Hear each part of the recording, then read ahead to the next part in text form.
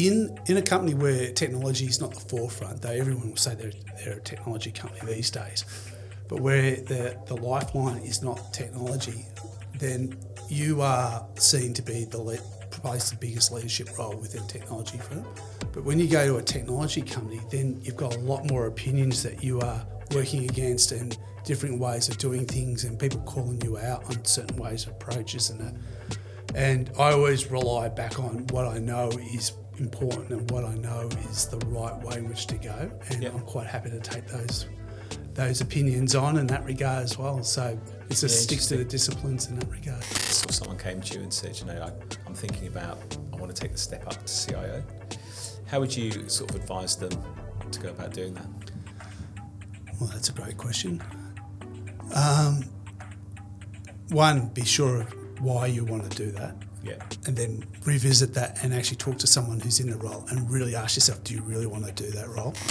Again, this is a generalisation, but there's a tendency for a lot of tech people to be a bit more introvert in nature and not build relationships necessarily, or be a bit, not standoffish, the wrong phrase, but you understand, they stand back a bit.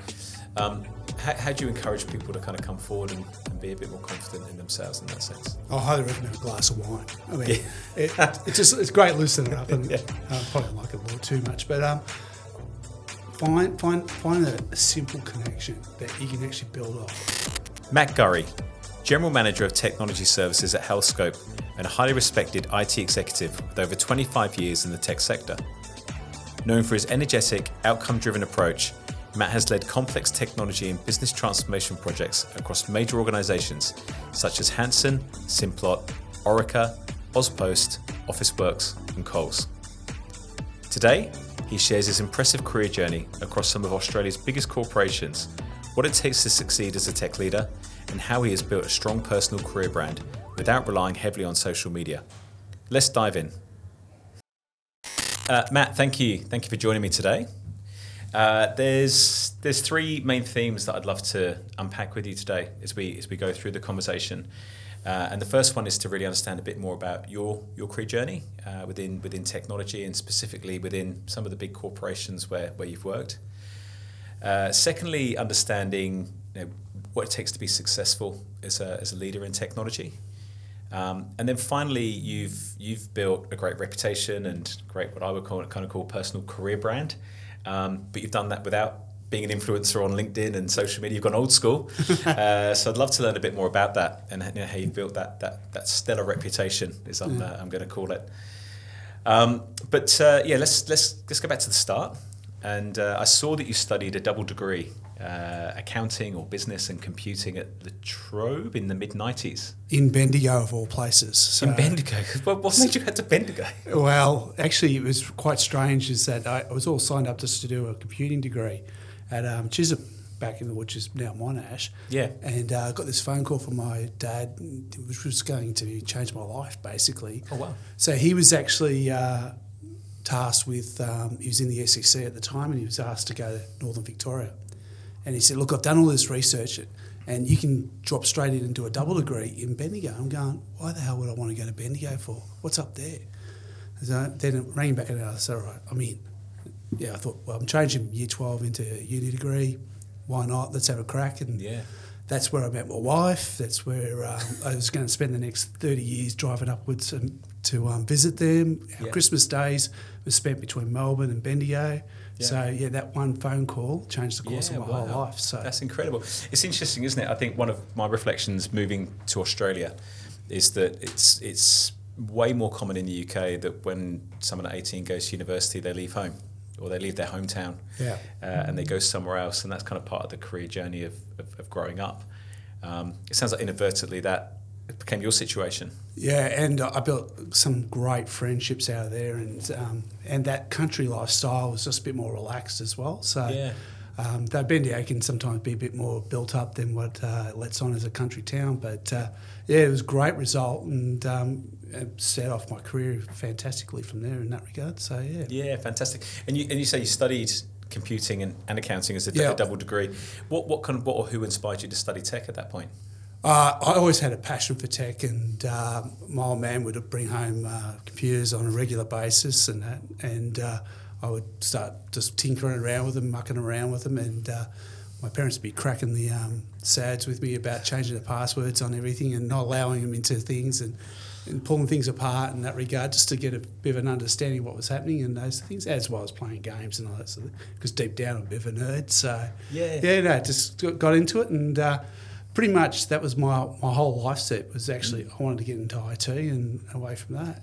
It's interesting, isn't it? I think, again, I think about the modern era of kids at that age when they're kind of exploring interests and whatnot. And they've got the world at their fingertips now, through TikTok and social media and Instagram and Reddit and other platforms and whatnot, to kind of find like-minded people. Were your mates kind of into the same stuff as a kid? I mean, how did you find other people that wanted to do that stuff? Yeah, not so much. I just tended to just do a bit on my own and just muck around, and did a bit of work experience from the SEC as well, and just got a bit of an understanding of what was going on and started to understand a bit, and just basic learning and those sort of things. So it wasn't until probably university that I actually started building up a good collection of mates who were nerds and understanding what they were doing, and it started from there and started building up in that regard as well. I think that's probably one of the great things about, again, that moment in your life when you go off to university and you meet like-minded people that have got a shared passion, and probably as much of the learning is from the classroom as meeting those people and discovering the things that they've broken and put together and fixed. And it was, but Bendigo was so relaxed, and we had a lot of fun up there. Probably a bit too much fun sometimes, and those sort of things. You can never have too much fun at university, can you? I think you can. Maybe that's a different podcast. Well, let's not put that on. That doesn't. I think that's still discoverable. So. So it sounds like you always plan to go into a career in tech. That was always on the cards for you personally. So, I mean, so really the way things transpired, like you said, I did an accounting degree and a computing degree, and I actually had an initial graduate role with Pennell, Kerr and Forster as a graduate accountant. And I thought, oh, geez. And this was back in the early 90s when jobs were pretty hard to come by. I reckon I applied to about 150 different roles during that period of time. Wow. And I went through the first round of Hansen Consulting and had the best interview of my life, which was severely under an asthma attack and was very heavily hyped up on Ventolin, and didn't go through that when they said, oh, would you drop your family and everything and go overseas? I said, no, that's not my sort of thing. And then I had the graduate role with the accounting firm, and I thought, I'm not really an accountant. Yeah. And then I applied for the role with Hewlett-Packard, which was in Blackburn, which is about 10 minutes up from where I grew up, and started off a magnificent career there at HP. It was 10 years at HP. And I was going to say a decade. We're still some great mates who we go forward driving with and that to this day in that regard too. So I was going to, so it's interesting just going back to how you got that job in the first place, 150 odd. I mean, I'm sure you didn't, it's probably a random number, but it's, I'm assuming that was old school, probably applying through the paper. On your resume at that time. Well, and then you go to your career counsellor. You wouldn't be on. There was no such thing as LinkedIn, that's for sure. Yeah. But basically, you go to your careers counsellor, and they'd say, "Oh, these are the list of everyone," and then going through the yellow pages, if anyone remembers the yellow pages, and just pulling out names and saying, "Oh, yeah, I wouldn't mind working for that company," and just spreading my resume as far as I could get it, and trying to open up as anywhere that I could find a graduate intake at that point in time. So I used to say during that period of my life was actually, even though I was doing a double degree, I had another fifth role, which was actually looking for a job. Which I think even today it's a full-time job, looking for a job, isn't it? Absolutely. Yeah. The old adage, but it plays that way. And the irony is, though, they say it's easier to find a job when you're in a job. Yes. But it's easier maybe not from time perspective. It depends on where you are in your career. And there's been times when I've been between roles, and they're pretty tough times. But again, it's a case of a good pair of shoes and wear them out. So you go up and down that Collins Street, and you'll meet a lot of CIOs along that period as well. So if you're looking for a CIO, always look at Collins Street. Yeah. But it's just basically got to get out and talk to people. So. Yeah, interesting. So let's talk about Hewlett-Packard, because you were there for a decade, and I kind of think about that first role. Out of university or out of school, whatever it could be, it's always, to me, it's like an apprenticeship in work, right? You're figuring out what does the real world look like. What was kind of going on through those formative years? HP was a magnificent company. It was back in the good old days of the true HP, where the real values set and that they had, and instilled in me in that regard. So I started off as a desktop engineer of all things, and worked with a bunch of great people. Some I'm actually still working with today at Healthscope. So built some great friends in that regard, and started out from there. And then this operating system called NT came along, and I started building up the first team within Asia Pacific, and started to work out how we were going to build that out, and put a group of team together, and we built that, and basically went along with that. And then we went through a whole bunch of restructures, and then about whether you outsource, insource IT within a technology company, and there was a constant debate, the old luck of band type thing, going back, forwards and that all the time. So one of those periods of time, I sort of came out of the outsourcing division, and they asked for us to do start to look at offshoring all the call centres in that regard. So I had the unfortunate experience of moving 200 roles off the shores here in Australia, and my first call centre optimisation, and taking them into India. So that was a well-run program that got a terrible result, because I think at that period of time we had great service here in HP in Australia, but when we took it to India, we went backwards, and we rushed it, and we pushed it really hard because we were losing a lot of people. So that was what I did in my first 10 years of my career, and certainly I didn't realise just how many times I'd be working with offshore folk in that regard as well. So interesting. Because I saw through that time, you say you started off in desktop, but you ended up as a program manager. Yeah. And were there any kind of defining moments where you identified maybe a specific role or a specific opportunity where you thought, that's what I want to go and test myself with next? It was interesting was when I joined HP, I didn't really know where I was going to go and those sort of things. And as I was going through that 5-6 year period of time, various opportunities came up, and I got to work with some great people. Roy Carl, who's still there, who's probably one of my greatest mentors. He said, come over and learn this Unix thing, and I worked with him for a long period of time. Then he built the outsourcing group from an operation perspective, and I was working very heavily for him, and I see him as always been as a great mentor and all that. But even through that period, I was sort of got antsy, but then through change and comes opportunity as well. So HP decided to split its IT and outsourcing division again, and so I went back into IT. And I was thinking, I want to be in an Asia Pacific role and a general manager role and those sort of things. But then over time I started thinking, is this really what I want? Do I really want to be at HP? I'm quite successful at HP, but I want to prove to myself I can do it elsewhere. And a friend of mine left, Peter Fury, who went and joined Coles Myer, and I had the privilege of seeing Peter Marler present at an IT conference, and I thought, okay, well, Peter's gone over to Coles. And when I saw Peter Marler about what he was planning to do at Coles, I thought, this is a great transformational piece of work that I could jump on the back of. And at that point in time, I wanted to be a CIO. I'm not sure why I wanted to be a CIO. I still don't know why sometimes. But basically, I was able to see that and thought, great, I'll join Peter when the opportunity came up, and interesting, and started off my Coles Myer journey. So that you essentially saw the opportunity there to advance your career or to learn within that environment? I think it was more that I felt I was more successful in an internal IT function, and I tend to be able to serve a company better from within than necessarily serve its customers.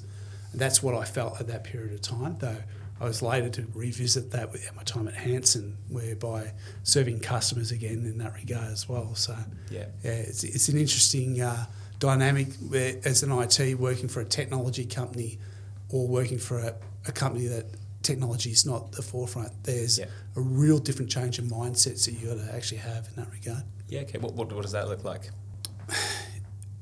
In a company where technology is not the forefront, though everyone will say they're a technology company these days, but where the lifeline is not technology, then you are seen to be plays the biggest leadership role within a technology firm.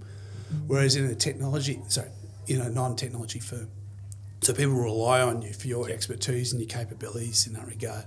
But when you go to a technology company, then you've got a lot more opinions that you are working against, and different ways of doing things, and people calling you out on certain ways of approaches and that. And I always rely back on what I know is important and what I know is the right way in which to go. And I'm quite happy to take those opinions on in that regard as well. So it's just stick to the disciplines in that regard. Yeah, it reminds me of a conversation I had last year on the show with Tracy Evans. I don't know Tracy, but she was at Seek, and at that point, I think she was, from memory, she was overseeing infrastructure and the tech support and whatnot. And again, that was the question I asked her. What's it like running infrastructure and tech support at Seek, where everyone's an expert in tech? Because surely it's a pretty tall order. Everyone's going to tell you how much better you should be doing if you use this technology or do it this way. Right. In that regard, and you've got to stick to your guns, and you've got to actually say what you think is the right approach and stick to it. Because you start to waver, then you start building up, more technology start coming in, the costs start going out, and you're not delivering back to your customers in that regard, and not delivering on the promises that you're making. I guess you're kind of damned either way, because if you're in a non-tech company, you're trying to explain to someone what SharePoint is and how that works. So either way, there's probably a sweet spot somewhere in the middle, isn't there? Well, people are a lot more technology literate in that regard, and coming to a place like Healthscope now, where it's, especially being married to a nurse, so I'm always being sense checked about the best way to frame things in that regard. But how people struggle with the use of teams and those sort of things in that environment, as opposed to in a technology company, the change management is a lot less because people adapt to it. But then the sprawl is a lot faster, and then they'll be asking for more and more and more and more on top of everything. Yeah. So you should be doing this. Well, I can't do that because we can't afford it. So tough. After leaving Hewlett-Packard after 10 years and then going to Coles, you're very comfortable at Hewlett-Packard, right? You know everyone, you know who's who in the zoo, how to do things, where to go, where to get things done. Suddenly you're at Coles, huge organisation. How do you successfully onboard in that situation? It's basically, you cannot sit at your desk, can't just sit on email. You've got to get out and talk to as many people as possible.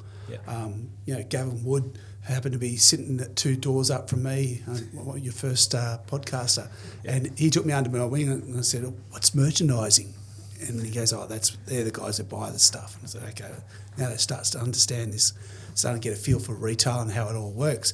So having some great people who can actually help guide you in an organisation, and working for the people like Ken Harmsworth, who's just an absolute legend from the infrastructure perspective, and I think he was one of the foundations of Coles for many, many, many years. And having someone like him help me guide through the organisation as well, and building up those key relationships and investing both ways back in that, and they really helped me excel within the organisation. It also did help that we went through one of the largest takeovers in that period of time, and that set my career off into the next stage. But during that period of time that I joined, Peter Marlow was the CIO and running one of the largest IT transformations, where we landed so much capability within the organisation, working with the likes of Conrad Harvey and those sort of folk. They've just made some amazing changes within the organisation, delivered real tangible outcomes that you go, I can really hang my hat on and learn a lot from this as well. There's a lot of great role models in that situation, and also peers that have also gone on to great things. Absolutely. It sounds like quite an alumni to be part of.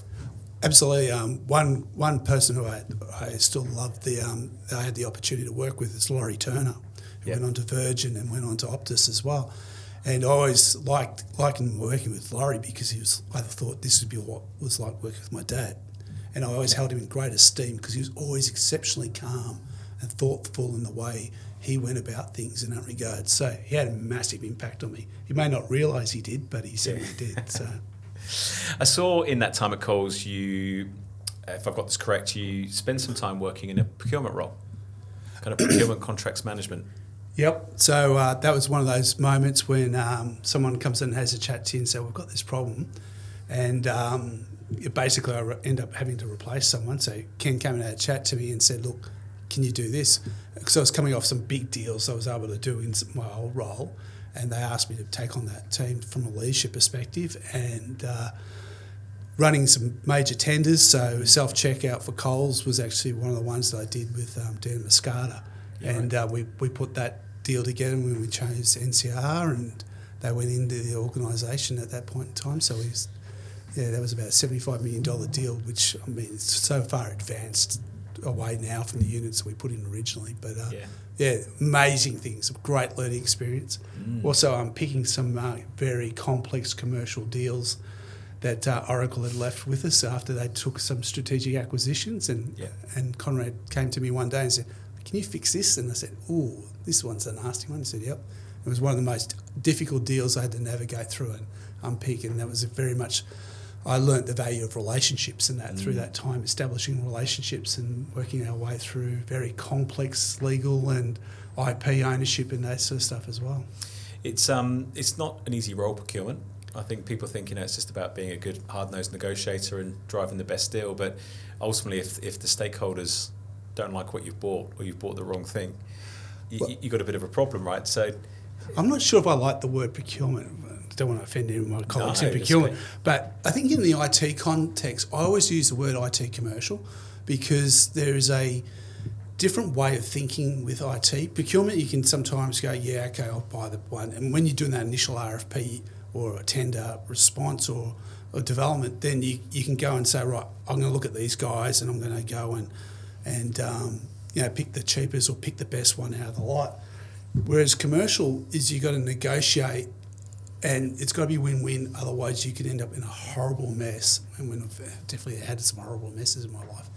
But you've got to be able to pick your way through it so it is that win-win. And to be able to change tact, if you've got a better commercial outcome, you've really got to be sure of which way you want to go, because the implications to the organisation, through outages, through cost and through just sheer impact to people is significant. So having that mindset to work your way through that rather than be straight hard-nosed procurement, then you can end up with a better result. Yeah, absolutely. I had a chief procurement officer once say to me, the thing with procurement is once you've signed the contract, if it ever sees light of day again, things are bad. It's beyond repair. Yeah, exactly. And you're falling out. Those relationships have got to work.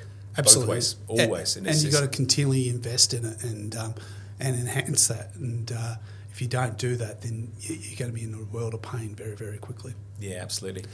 You subsequently joined Officeworks, where you went in as the CIO role, which I assume was the Wesfarmers connection. Yeah. So when I was in that contracts role, it was actually one of the more difficult periods of my life because my wife unfortunately had cancer at that point in time and went through the treatment, and we had a young family. Then I got a phone call to say, can you also be part of the team that's the IT representation team as Coles Myers going through this, or Coles Group is going through the sale process.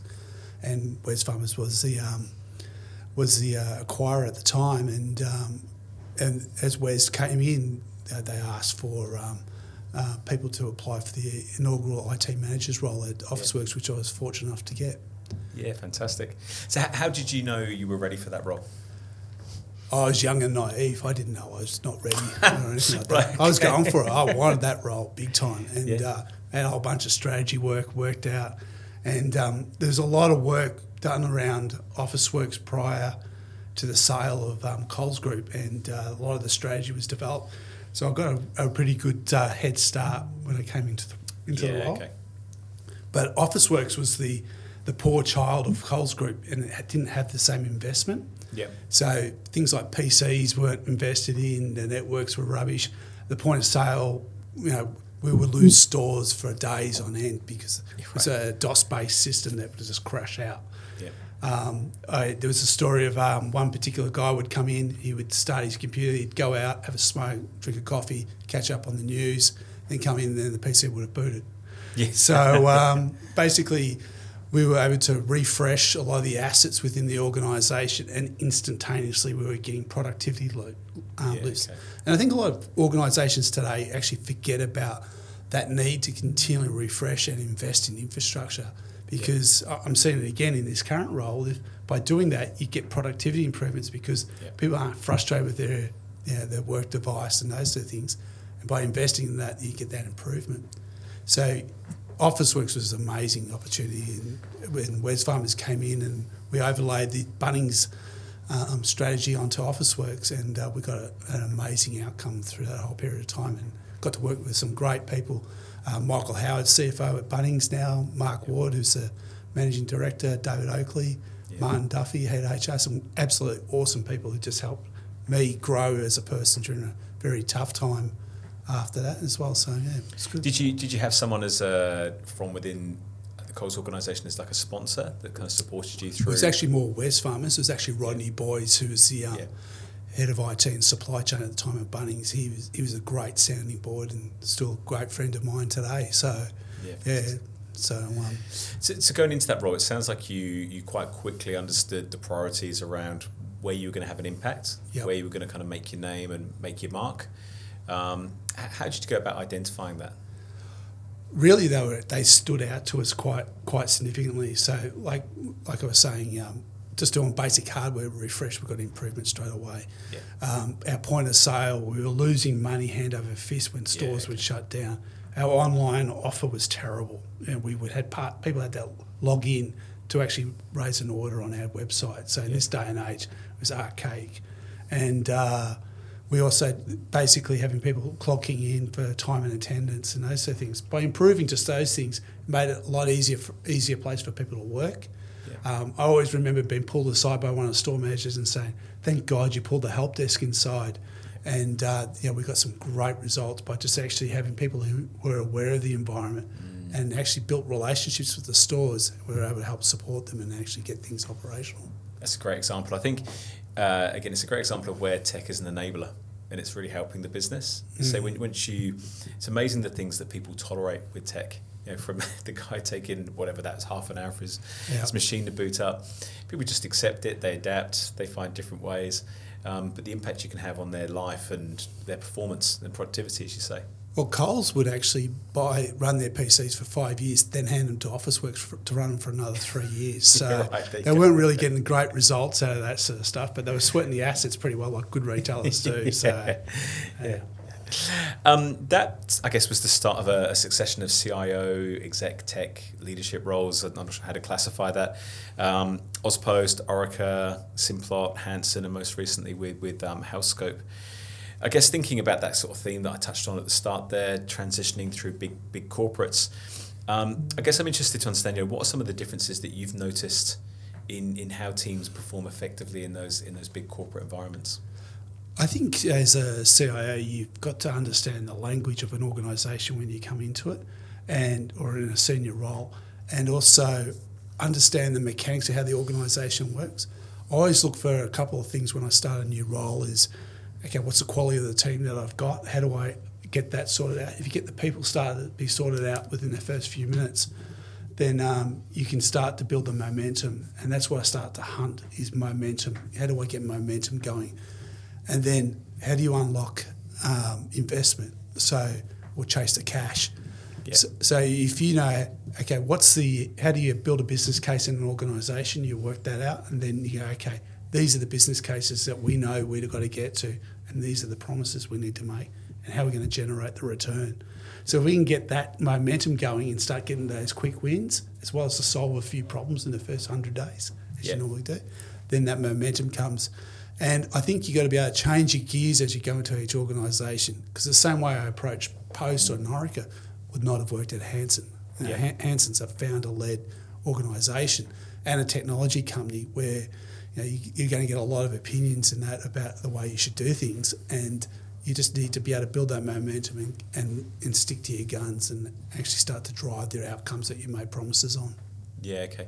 And it sounds like the secret, though, to success through all of that is about deep connection and relationships. Absolutely. People understanding your journey, you understanding their journey, and being that enabler. Absolutely. And I think, I love a glass of wine, and most of my friends will attest to that. And usually after a few drinks and really start to unpack how a person's got to a point. And I'm naturally inquisitive on that. Yeah. I really like to understand how people tick and what drives them, what motivates them, and where they're looking to go, and how I can actually help in our short time together, and what are the things that we should do and what are the things that we probably shouldn't do. And those that do like the drink, and that maybe I shouldn't hang out with them as much, but yeah, certainly some great times and some great friends to be able to pick up over that period of time. And then, like all good relationships, is basically reconnecting with them on a regular basis, seeing how they're going and building that out. Yeah, great. What would you say was has been the best culture or environment that you've worked in? Well, I'd go back to my HP days. So I mentioned Roy, and he built a team, and he's a footballer from way back. I don't think he'd be running on a field today, but he basically, the team spirit that we had back there, and that team still comes back together, and I modelled myself on that team and modelled the teams I built on that. And I think I've got it right probably once, which was Officeworks. We did some great things, and I had the same sense of capability and knowledge as I did back in that, what I saw Roy achieve with us at HP. I was able to replicate that at Officeworks, and I thought, I've really got this right here. It's this may be a tough question. I don't know, but what's your kind of litmus test that you know that the culture's great? What's the signs in your mind? Is I don't have to give too much direction. Yeah. Those around me know the level of desire and outcomes that I want, and that I know that we need to achieve, and then we all bounce off each other and to achieve that. Yeah. And when you sometimes don't actually even have to say why we're doing something, and people just know, second nature know that, then I know that we've got the foundational pieces of that starting to come together. And I must admit, I've had an amazing partnership with a gentleman, Michael Pepper, who he's been with me back from the Coles days right through to Healthscope today. And I think we've formed a great partnership. I don't think you could get two people who are more different to each other. But, I think our partnership is actually we cover each other's blind spots, but together we actually are quite a unique proposition, and we've done some amazing things together. Yeah, interesting.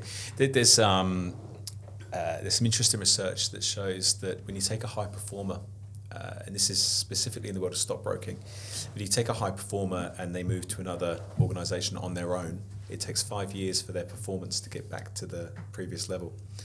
But if you take the same person and they move as a duo or a team, they don't miss a beat. Yeah. And it's interesting because we often talk about finding the right culture and the right environment to work in different places. But ultimately, it's the trust, and it's the people that you kind of move and you work with, and often it is the yin to the yang, where you are successful. But it sounds like you're almost a case study for that. Well, situation. I do have a posse, and I'm very, very fortunate that a number of the teams decided to come along with us for the ride at Healthscope, and Healthscope's got that inkling of that great team that we built at Officeworks, where by fortunate, a number of the Officeworks guys are here with us today, and we've got some really good momentum and building some great things at the moment. So we're hoping to turn around. Healthscope's going through its troubles at the moment, and but I think we'll build some really good, strong foundations from a technology perspective. Yeah, great. And sort of final question, I guess, on building out a career in the kind of corporate world or big corporate environments. For you, was that intentional to go after sort of bigger corporates, or was that just the way that it kind of unfolded?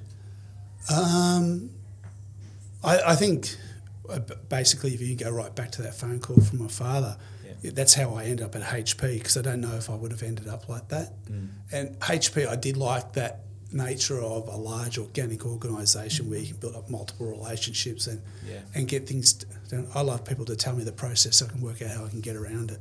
Yeah. And building up large relationship networks with an large organisation, I just find that's what gives me the enthusiasm, the feed and those sort of things. When people come to me with problems that I can actually solve, it just gives me a hell of a lot of satisfaction in what I'm doing. Yeah, interesting. Again, I think what I observed through doing this podcast, and I guess in my day job as a recruiter, is it's about finding your right environment. I just talked there about the importance of being with the right people, but the environment is also a factor. And it sounds like you enjoy being part of a big collective that brings out the best in you. You enjoy having a multitude of people you can work with, support with, bounce ideas off, engage with.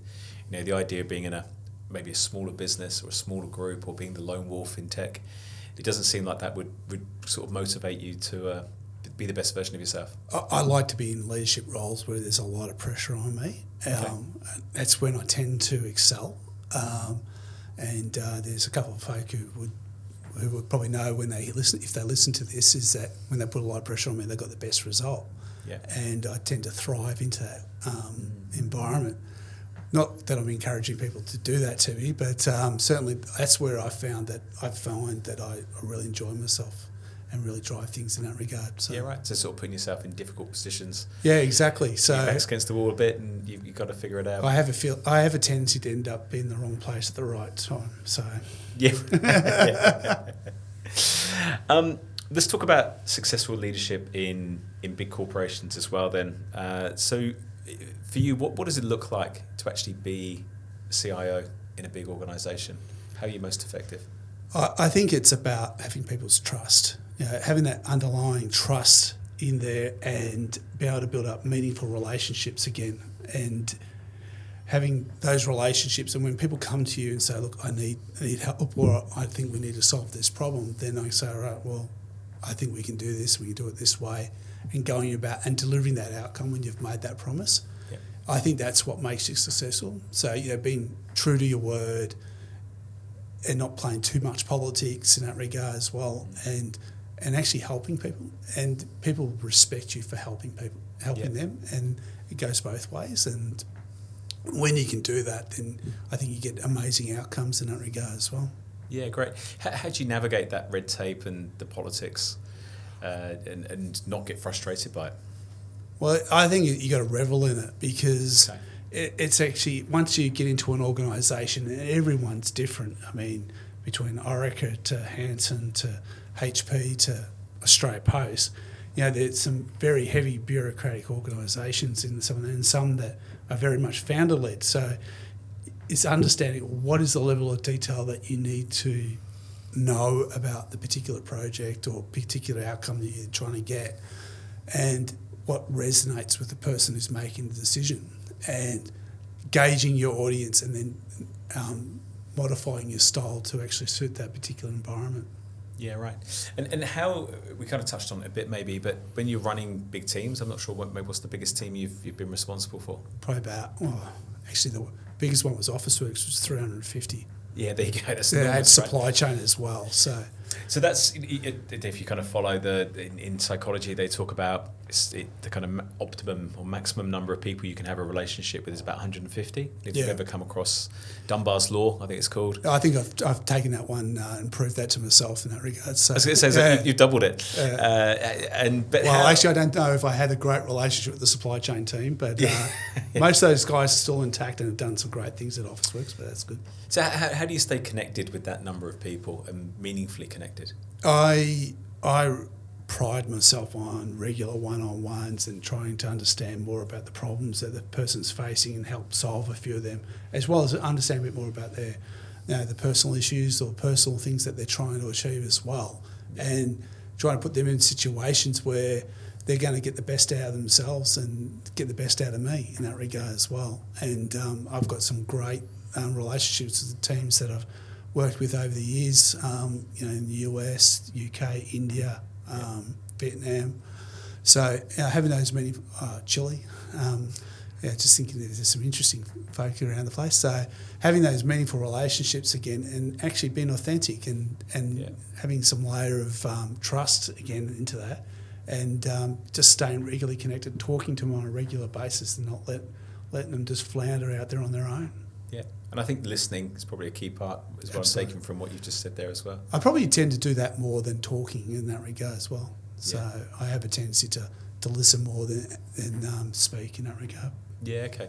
And kind of maybe a similar question, related question, but you've worked around some incredible leaders that you've named.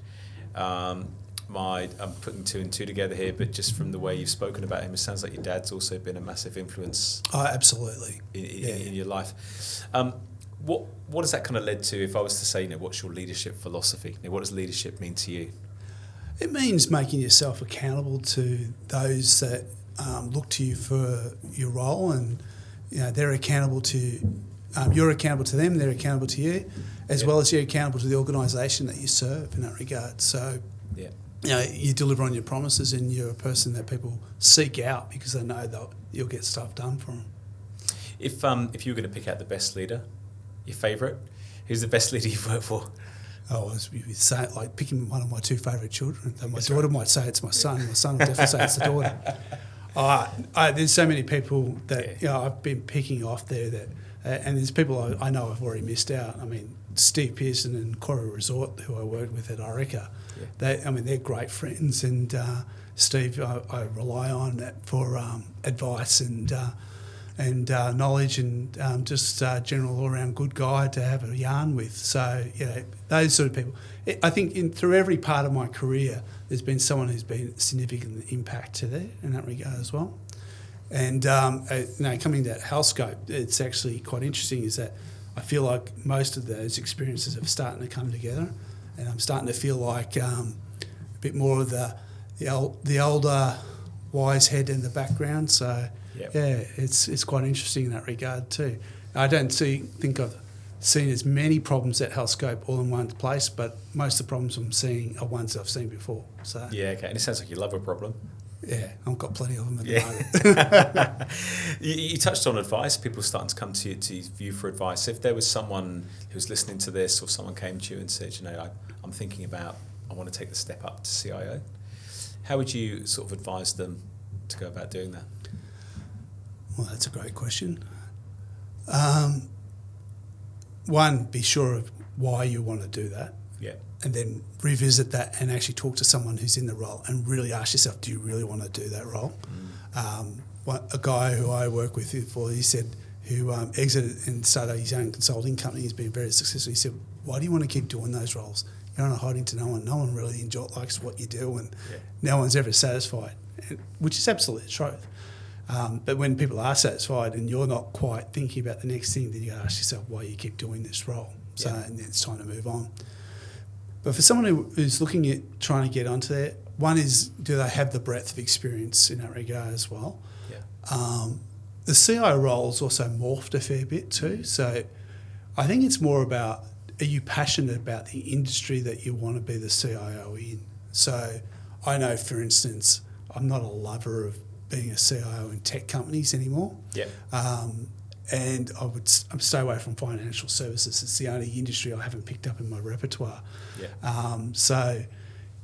Be passionate. I mean, I've still got a passion for retail and a passion for health now too. So health because of my wife's journey, and retail, once that gets into your blood, you just can't get out of it. So I think if you find an industry you love and you aspire to lead, then talk to those around you and get advice and understand that. But they're hotly contested roles, and it's difficult. So I'm not really giving you something concrete about, is there a path? I think it's about opportunity, and being in an organisation that's going through a bit of carnage also helps as well.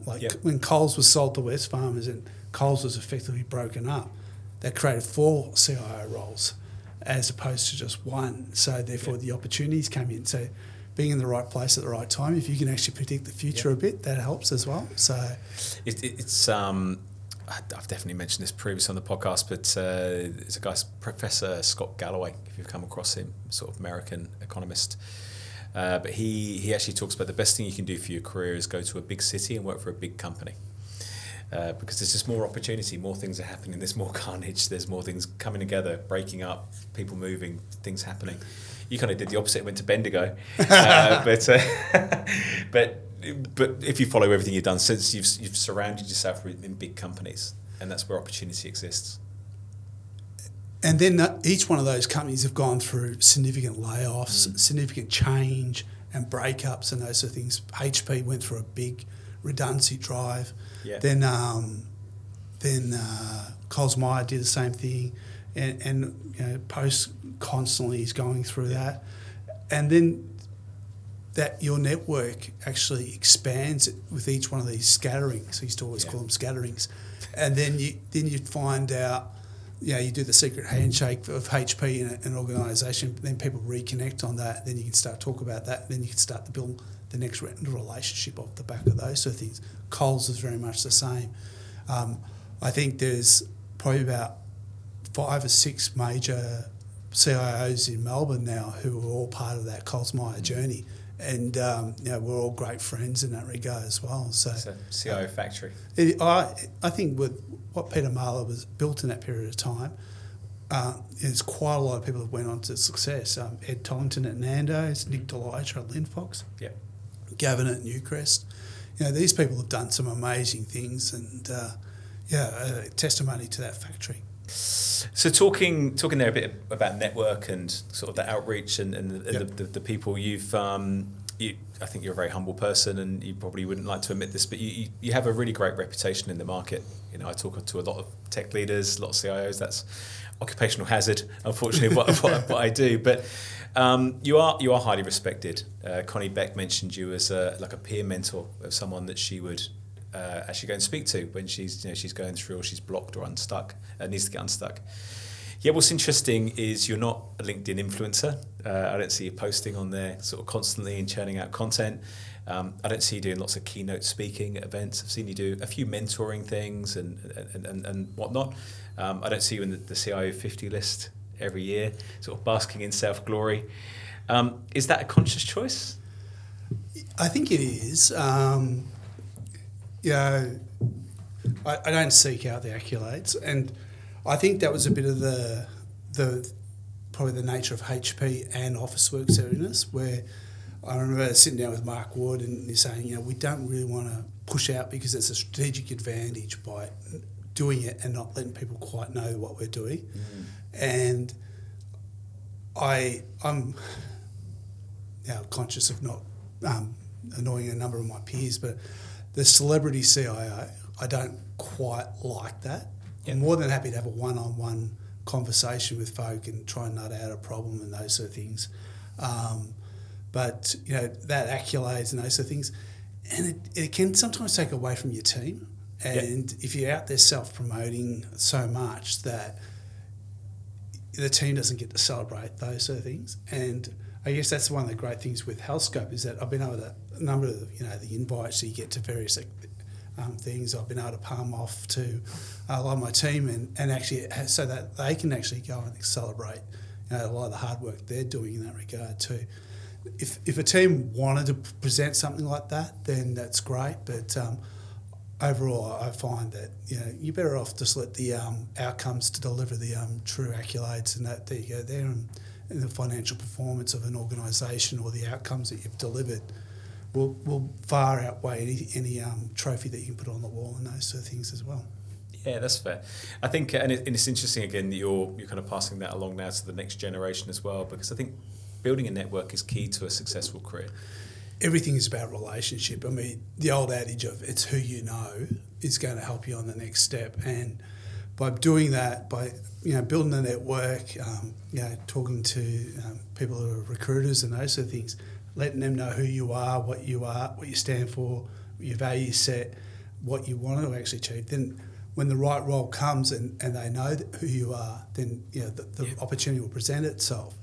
But also too, don't disrespect those who you've worked with in the past, and stay connected with those that you trust and those people who make great partnerships. And if you can bring them back together in another gig, then you do great things again. And having had the opportunity to do that multiple times has been fantastic in that regard as well. So yeah, interesting. I heard someone say this many years ago, and it always stuck with me. But it's not what you know or who you know, but who knows you. Exactly. And the way that you leave people, the way that they experience, the way they feel after they've spent time with you is going to have a lasting impact. Well, Michael Pepper, who covers up a number of my shortfalls. Yep. Connie, when I worked with her, she covered up a number of my shortfalls, and one of the best program managers and operators was Connie, in the way she worked, and her honesty and conviction about what she did was just amazing, and you could feed off that yourself as well. But there's other folk who are incredibly diligent who've saved me multiple times. Shane Hocking is a person who's been working with me again, and having his capability with this as well, it just makes a big difference to my success and my capabilities as well. Again, this is a generalisation, but there's a tendency for a lot of tech people to be a bit more introvert in nature, and not build relationships necessarily, or be a bit, not standoffish is the wrong phrase, but you understand, is that they stand back a bit. How do you encourage people to kind of come forward and be a bit more confident in themselves in that sense? I highly recommend a glass of wine. I mean, it's great loosening up, and probably don't like it a little too much, but find a simple connection that you can actually build off. And sometimes it's always very hard to, how do you have that initial conversation with someone who's in a more senior role with you? You've got to force yourself to do it. Yeah. Find that one hook that you can go, okay, how do I have that conversation with them? And you know, being a bit self-deprecating as well. Always good when people pile in on top of you. Yeah. And my family is a great way of levelling me down to a modest ego. So actually having that capability and keep yourself in check. But how do you find that one hook that you can build a conversation on and then start to build that relationship on the top of it? Is that a skill that you've developed, or is that something that's always been natural to you? I think it's been natural to me. So I just tend to, like I said, I'm naturally inquisitive about a person and what makes them tick, and wanting to have a conversation and find out a bit more about them and then build the connections. My mind runs pretty much like a LinkedIn Filofax in that regard as well, because I'm always building the connections. Oh, you're over there, you're doing this, you're doing that. So, and that also keeps my mind ticking over and sharp in that regard as well. Especially when I see people, some of the reps who've worked with me over the past, who've moved organisations and who know me and know what I want, and they can actually frame up a deal that will actually work well for the organisation I'm working with at the time. And how do I actually craft that and put that together as well? So knowing where people are, so you can call on them again and do another great thing. So, yeah, that's great. There's also a sense of, I think, in any role, setting yourself up for success is that internal brand when you first land. Yeah. Have you ever kind of had to consciously coach someone through how to land in a business and how to build that personal brand, or seen it go wrong, maybe? Seen it go wrong. I think, in essence, it's always about, you know, doing what you promise, and how do you actually get that promise and manifest into the outcome that it's going to satisfy that person, and having that desire to want to deliver on that in that regard as well. And it does also pay to go back and remind them that you did do that for them as well. So, and being able to build up on that momentum and actually deliver on those sort of things. Seeing it go wrong, I think one of the big issues I've always seen people go, they don't change their language. Oh, we did like this at the last place, and you know, you did this, you did that. That's stupid. That's shit. And you know, well, hang on a sec. One of the best saying, there's a couple of things I drum into people when they start. You know, respect the past and build the future. Okay, we are where we're at. There's a whole bunch of decisions that led us to this point. I can sit here and just cane this like there's no tomorrow, but you know what? It's more about the way I decide how we're going to move this forward and change it for the better of the organisation. And, you know, it's just where we're at. Okay, you can go here and blame everyone for all the mistakes and decisions they made, but they're probably the right decisions made at the time with whatever resources or financial constraint they had at the time, but it's what you choose to do from that point forward, and rather than litigating everything that's already been done in that regard as well. It's tough, isn't it? I think I spent 16 years working for an incredible business in the UK. We grew it from 15 to 900 people in the time I was there, and went through an IPO, an acquisition, incredible learning experience. I left them 9 years ago now when I moved to Australia. And it's so hard to resist that sense of, oh, you know, when I was we did this and it was great, and that's why we should do it here. It's very hard as a leader not to lean back into those things you've seen that were awesome and not to relate it to the present. But I completely get what you're saying, by the way. But you it's take very those, hard. You take those experiences, but you've got to morph them to the situation That's you're right. in. Yeah.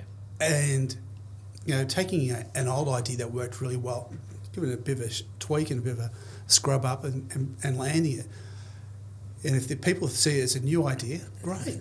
Sometimes innovation is really an old idea resurfaced and actually done in a different context. And I think a lot of people forget that they've got to go new technology to do these things. But if you sometimes just focus on getting things done properly and taking some of the old ideas and doing them even better again the next time, and leapfrogging it. So a lot of the technologies we've got, you can actually leapfrog and do things better rather than necessarily being trapped in some of the deep change and organisational impacts that you've done. Yeah. Then if you can actually do that, then you can make things go a lot faster and deliver some great outcomes. Yeah, I think you're right. It's also understanding the as is. Yeah. You described there the impact of going into Officeworks where the tech was seriously underinvested, and there was I'm going to say it was quick, but there was some uplift you could affect that wasn't rocket science. No. But you could have come in trying to move the needle from here to here to trying to achieve this from day one, and it would have probably overwhelmed people and was not really necessary. And I think one of the biggest cop-outs we have as CIOs is digital transformations. When people go talk about that, but you neglect the infrastructure, because if you don't go back and you don't do your 101, your bread and butter, then your digital transformation is going to fall flat on its face because the infrastructure won't uphold it in that regard as well. Yeah. So, interesting. Some of the old things that actually still work quite well if you go back and do them properly. Yeah, I'm sure. This is a completely off-point question maybe, and then we'll go to the lightning round, but it was something I made in my notes that we were talking about earlier, and you kind of touched on, which is the way that the CIO role is changing. I think what it was maybe 10, 15 years ago, I think it's a different role now. It's become much broader. We've now got data as a profession. We've now got cybersecurity. We've now got AI kind of emerging through as well. What used to be more of a tech role has just become so broad. And I'm just curious, what do you see as the future for the role of the CIO? I think there's still a need for the role, whether it splits again in those settings. I think people have dabbled with that with the advent of the CDO, Chief Digital Officer, Chief Data Officer, and those sort of things. Where I think should be, depending on the organisation and the prevalence of technology within that technology, about whether or not you still need that lightning rod of that one leader who's going to bring all that together. Or if it's a technology company, then those roles probably should be disaggregated across the organisation. So I think it's the right model for that in that regard. But I think in a large, complex organisation that is not technology focused, I think that technology leader, where it's a CIO or a CTO or whichever C you want to use, then basically the need for that person and that capability is still there in that regard. Yeah. Sometimes I just wonder whether it's too big a burden to put on one person's shoulders. But then why wouldn't it be, like you look at some amazing people I've worked with, who COOs, chief operations managers, who have really complex organisations. Why can't that role exist in technology? Yeah, that's true. I think again, it's probably more to me, I hear the debate, particularly from cybersecurity, saying it should sit outside. It's a business risk problem. It's not a technology problem. Technology helps to solve it, but it's still a business risk. You've got data that kind of potentially sits outside here because again, it feeds back into the commercial operations of the business. It's a debate I don't think we'll ever solve. It goes round the houses, and it depends on the organisation where you're at. So you step into it, you can say, I want it all, or you can say, actually, I'll take these ones and I'll make them go really, really well, and then we can actually have that discussion later. Yeah. Probably one of the biggest mistakes in my career was taking on supply chain at Officeworks. Yeah. I learned a hell of a lot about myself and how hard it is. Had to relearn some of the old problems, like basically the old thing, you always got to put the right people in place in the right roles. But it taught me that I really liked working in technology. So I think supply chain Australia, anyone that does that deserves a medal. As in, it's a tough place to do supply chain logistics. Yeah, absolutely. Again, some experience of working with some retail organisations over here, and it really dawned on me the sheer size of the country, and some of those logistical challenges of you've got a place probably bigger than Europe, yet with a third the population of the UK. When you realise F&Q is actually really another state, so the far north Queensland. Yeah. And I learned, if you actually put furniture on banana trucks, you can get it up quite cheaply up to Cairns. Yeah. And it was cheaper to actually bring furniture into Perth to get it to Darwin than directly into Darwin. Yeah, wow. So what would seem as a logical outcome was not in Australia. Yeah. It's a great opportunity if someone can crack it. Oh, yeah, but it's an interesting one. Right, we're going to move to the lightning round. Yep. So I should have done this earlier. But I'm going to just put these cards out. I'll never have a career crown. So I'm going to ask you to pick 3, flip them over, and read your question and give us your answer. Here we go. Now I need my glasses too.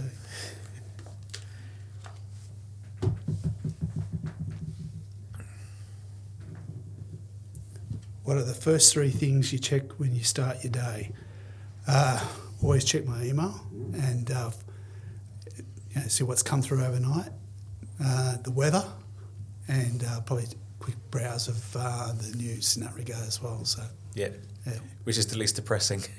Well, at the moment, it's my email. So yeah, that's right. It's used, that's a good sign. I'm not used to actually starting in an organisation and waking up with the same amount of email I went to sleep with. So yeah, okay, but that's healthy. Yeah, so at Hansen it was like there'd be about 150 that came in over the night. So yeah, and you had to read them all before you got into work. So yeah, wow, put a bit of pressure on. Yeah.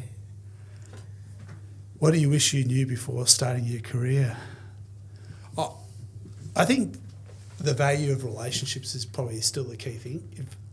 I think understanding that more in that regard as well. Yeah. And also having a bit more confidence in my own capabilities in that regard as well. Yeah. So a bit of imposter syndrome? Oh, plenty of that. Yeah. It's quite interesting is talking to some amazing females over my course of my career who said they've suffered imposter syndrome. I'm going, that's because you're smart, because you guys actually admit it. We don't admit it. Yeah. We have plenty of those opportunities in that regard as well. So yeah, okay. Yeah, interesting. I'll get there. What do you often do when you feel stuck? I think it's probably clearly comes through is basically I talk to people. Yeah. Go and talk them through the problems and those sort of things. Or go out and have a couple of red wines and usually loosens up the brain cells and get going again in that regard. But drawing on my network, drawing on the great people I've worked with, and they'll always give us 1 or 2 nuggets. One I'll probably disregard and then do it my own way, but just to get the thinking pattern going in that regard as well. Yeah, sometimes it's just good to talk a problem out loud. Yeah. And to articulate it and shape it, because it can keep kind of circling your head. And then you say it out loud and you kind of realise, oh, hang on a second. It's not that bad. It's not that bad. It's like waking up in the morning and go, what was I thinking about last night? That was rubbish. But I lose 2 hours of sleep on that. Yeah, that's right. Actually, my first ever boss always used to say, sleep on every major decision. Yeah. I remember even when he offered me the job, he said, and I said, yep, I'm going to take it. He said, no, just go and sleep on it. Just go and sleep on it. I don't want you to say no, but I want you to go and sleep on it. And I didn't change my mind, but it's funny, isn't it? Little things like that you remember through your career. Yeah, I think I probably need to learn that a bit more because I have a tendency to make decisions very, very quickly. Yeah, sometimes you need to, right? Yeah. There's nothing wrong with that. I've got a couple for you. Yep. What are you most proud of in your career?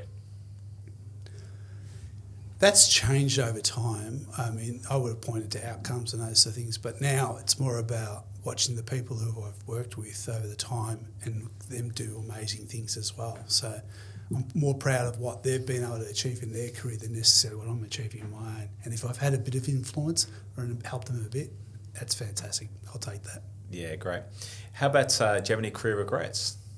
Oh, taking on a supply chain officer. Yeah. Thanks, Wardy. Yeah.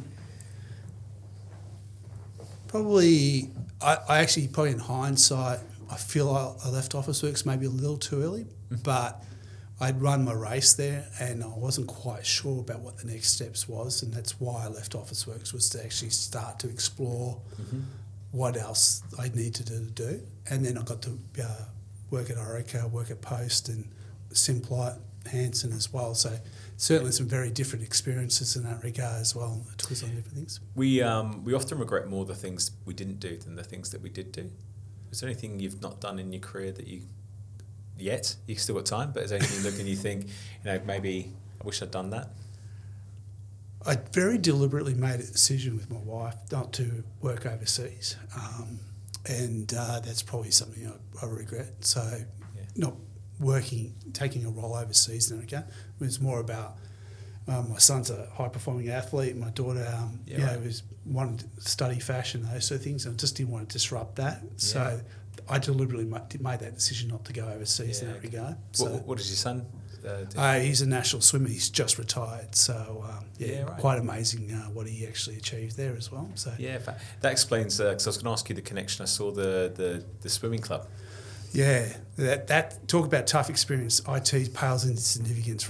Being part of an amazing sporting club like Nuttawading Swimming Club, it's a small club, 5,000 people training, going through to learn to swim, about a $5 million turnover and 500 members, and I had the great experience during COVID that we got 2 of our swimmers onto the Olympic team, and our coach Wayne Laws. Yeah. And they did us very proud. So that's amazing. It's again, I was curious when I saw that. I read something fairly recently about the surge in migration to Australia over the last 3 years, pretty much since the borders opened. It's been the highest in history, and predominantly a lot of people coming from Asia, from India, from China, etc. And a lot of people can't swim. Yeah, they've never learned to swim. It's a massive problem. And obviously in Australia, I can't remember the exact statistic, but I'm sure they said 90% of people live within 10 k's of the ocean in Australia. Something like you need to know how to swim if you're going to live here. I'm just curious, through that work you do with the swim club, does that maybe support communities? Well, I've retired from the swim club and those things, but that was through a pretty tough period there as well, and we faced quite a number of problems there at the organisation. All volunteer, of course, and that's what instead of playing golf, that's what I did this separately in that regard as well. So we navigated through a number of issues and had a very strong board, and was very well supported and some great CEOs. So we worked our way through that. So very interesting times in my life, that's for sure. Yeah. Coming back to your career, or your CIO career, I believe that we're shaped by the feedback that we receive as we go through our careers. Yep. What's been the most significant feedback that you've received? I'll go back to a very early piece. Matt, you don't tolerate idiots. So I've got a very low tolerance for idiots and that. So it's more about, you're going to meet a lot of people who you probably don't think are on par. So you start to tolerate a few more people around it in that regard as well. So yeah, right. Have you got better at that? At masking it, yeah. Yeah. So there you go. So it's not. So you shouldn't tolerate them. You should just mask your lack of tolerance. Well, no, I think my tolerance levels were a lot lower back then as well. Yeah. Though the person who gave me that feedback would say that it's still up there. But I think, again, it's more about treating people with respect in that regard as well. I've gotten a lot better at that. So yeah, great. Yeah. Last sort of worky type question. What's the singular piece of sage advice you would give to the next generation? Single piece. One of my favourite ones is nothing is for free. And if someone says something's for free, go look for where you're paying for it. So IT teams are great saying, this is not going to cost us anything or it's free, the vendor's throwing it in. Instantly go looking for why is it free. It's going to cost you somewhere else. Yeah. Love it. That's great. I often ask people what they're listening to, what they're reading, if they've got any recommendations. I feel like I've never asked this question before, but I feel suddenly inspired to ask you this question. What's your go-to red wine? Ooh. Or wine? Red wine, I'm assuming? For some reason, I've gone back to white. I can't work that out because I stopped drinking it because I thought it was playing with my ears a bit. But if I have a choice, it'd be a Pinot Noir from Masson Ranges. Curly Flats or being my go-to. But having, I reckon, that particular grape variety in that region best suits my palate. Yeah, nice. And I reckon the cheaper wine you can choose, the more you like it, the better you are at choosing wine.